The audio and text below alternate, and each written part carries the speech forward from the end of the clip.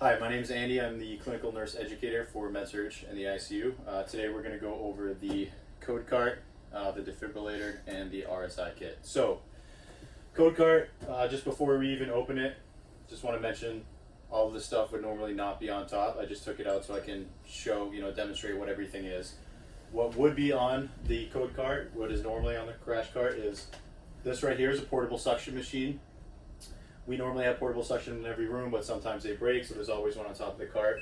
There should always be a full oxygen tank on the side of the cart, and in the back of the cart there is a CPR board that can come off. So if your patient is on a soft bed or a soft surface, you can throw that under their back, so you can do chest compressions and they'll be effective. Also, 2 ambu bags or 2 bag mask devices. If you're on a unit that may have pediatric patients, you should have an adult and a pediatric bag mask device hanging from your cart. All right, so let's open it. You're going to see this yellow tag right here. You just rip that right off. Before you open it, you won't be able to open it with the tag still on there. This just lets pharmacy know that it's been opened so they can restock it. You're going to push this down to open, and it opens right up. So the first row right here is all medications. There's another tag here, so there's a piece of glass on top of this, on top of the medication drawer. You rip the tag off, take this off, and just put it off to the side. So there are a few different types of medications in here. You'll learn about what each one of them does during ACLS. I also have a document typed up of what all the different medications that are in the code cart and what they do, so we can send that out with the video. So we're just going to take it out just to show you, because I know it's hard to see from that angle. So we have medications in cardboard right here: epinephrine, calcium chloride, lidocaine, atropine, and then we also have the vials right here, and more cardboard back here, and a couple drips over here, and I'll go over them individually, but you can. So the most commonly used medications are the ones that are in the cardboard, and I will show you how to put together these syringes. Epinephrine, calcium chloride. We also have sodium bicarb is in the cardboard container, and D50 is in the cardboard container, 1 amp of D50. So a couple drips as well. So this is magnesium, which is used specifically for torsades. We also have an amiodarone injection and a dopamine injection. Those are the drips for continuous infusion and not for IV push. For the medications for IV push, we have amiodarone, naloxone, which is Narcan, verapamil, adenosine, 2 different strengths, which you'll learn about in ACLS, procainamide, flumanazole, which is also romazicon. So you won't learn about this in ACLS, so I'll mention it now. Flumazenil, aka romazicon, is for benzo overdose, so if somebody takes too many benzodiazepines. So we'll just show you quickly how to open and assemble these lure jets. They're called Lure Lock lure jets. First off, you want to make sure you open them from the correct side. So during a code, when every second matters, if you open them from the wrong side, they won't come out that way, and it'll just cost you a couple extra seconds. It's not a huge deal, but it will definitely save you some time and aggravation if you open it from the correct side. And it is labeled which side should be opened from. So it comes out as 2. There's a cap on top of each side. You're going to take that cap off, you just pop it off with your thumb, and then you're going to put it together and just gently screw it in. As soon as you hit resistance, stop spinning. Take the cap off, and now it is just a syringe that can be injected. So you go just like this. This is a Lure Lock tip. It fits right into any IV line or IV, and you're going to just push it in right like that.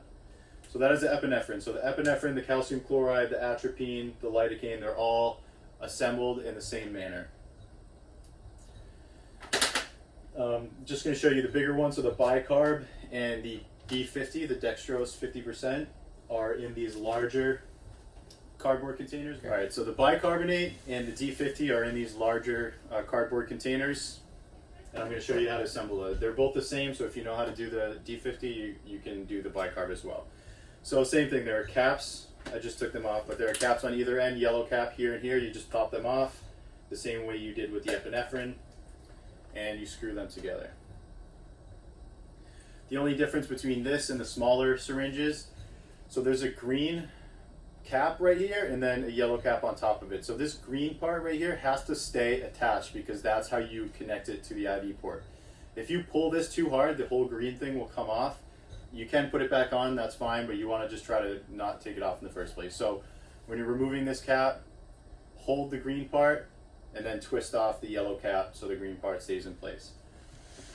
So the end of the green part, this is a lure lock as well, so that is the same thing. It's just like the end of a flush or any other syringe that you would inject with, and it can be connected to any IV port and pushed in. The dextrose, it's basically just sugar water, so it's very thick, it's very viscous, so it's very hard to push out. So I have a lot of people, I've seen a lot of staff who think they've put it together wrong or they're doing something wrong because they can't get it out. It just takes a lot of force to push. So use both hands and push really hard. It's going to take a while for this whole thing to go through. So just keep that in mind. So the other medications are in vials. So those are, the same way you would drop anything. You get a syringe and a needle and you draw it from the vial. Just make sure that the dose that you're told to give is the dose that you're pulling from the vial. And the drips would be hung on an IV pole just like anything else. So that is it for the medication drawer. That is just a very brief description of what's in the medication drawer. If you would like more details, you can refer to the document that I will attach to this video, or I would highly recommend taking ACLS. All right, so the next drawer down is the airway drawer. You can see they're all labeled. So in my experience, this is something that confuses the nurses during a code the most, especially on med-surg, where if you're not very experienced with code. So this is for airway. If you're going to intubate someone, all the supplies that you need to intubate somebody are in here. So the most important things. So this is the endotracheal tube, and it has a stylet in it. So this is what the packaging of the endotracheal tube looks like. And if you look right here, you can see that's where the size is. So this is a 7.5, so that's the width of the tube. So the smaller the number, the smaller the tube, the larger the number, the larger the tube. It's gonna be basically physician preference. It depends on the size of the patient, if it's pediatric, if their airway is open or occluded in any way. So you need to know where to find the size, basically. So this is an endotracheal tube with a stylet in it. So this sticking out the top is a stylet. So basically what you're going to do, I just wanted you to see what the tube looks like by itself, and this is what the stylet looks like by itself. But if you are giving this to the physician, you should hand them the tube with the stylet already in it. So the reason to have the stylet, the purpose of the stylet is it's stiffer than the tube. So if you were to just use the tube and not the stylet, when you go to actually put it down somebody's airway, it's just going to bend and it's not going to really go anywhere. This makes it stiffer so you can force it down there if you need to. As soon as the endotracheal tube is inserted, the stylet comes out and just gets put away. So the stylet is only for insertion. This is the packaging that the stylet comes in, just so you can quickly recognize it when you are in the situation. So they're located right on the side drawer, right like that. So that's where the stylets are. And the endotracheal tube will also be called an ET tube, or also just a tube. A lot of times during a code situation, when you're in a rush, they're just using short abbreviations or abbreviated lingo, stuff like that. So endotracheal tube, ET tube, or just a tube. This is a blade. There are two types of blades. It's called a laryngoscope blade. There's a Mac blade and a Miller blade. So Mac blade looks like this. It's curved. So the way I remember the difference is the Mac has a C in it, so it's curved like a C, and then the Miller blade looks like an L for the L in Miller. You can remember that however you want, but that's how I remember it. So the blade, when you engage it, basically when you lock it into place, a light comes on at the end. So the provider stands at the edge of the bed, they put this down into the patient's mouth, gets their tongue out of the way, and the light allows them to see down the throat and visualize the vocal cords. So what happens is they move the tongue, and once they find out where they're supposed to be going, when they identify the vocal cords, that's when the tube goes down, and once it's in the right place, they remove the blade from the mouth and the tube stays in there. The blades also come in different sizes. So this is a Mac 4. We stock Mac 2, Mac 3, Mac 4, and we stock Miller 2, Miller 3, Miller 4. So the type of blade used is really just going to be the preference of the physician. So they'll tell you if they want a Mac or a Miller and which size they want.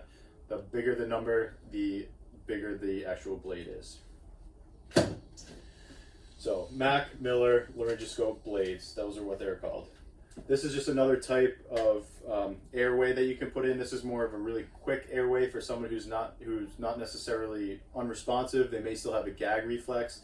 This basically goes in the nose. The bevel side should be towards the septum. This goes in the nose and down, and this sticks out the nostril right here. It kind of looks like a trumpet. This is also referred to as a nasal trumpet. So when this is in the airway, it kind of goes to the top of the throat right there near the epiglottis. You can put an entire bag mask device over their mouth and nose still. So this isn't like the ET tube where you have to hook something up. You hook the bag right up to it and everything goes through here. You put it in like this and you just use a bag mask device the same way you would use it for a patient who does not have one of these in. Just cover the entire face. These are called McGill forceps. So these have a couple different uses. You can go down somebody's throat who is choking and remove a foreign object.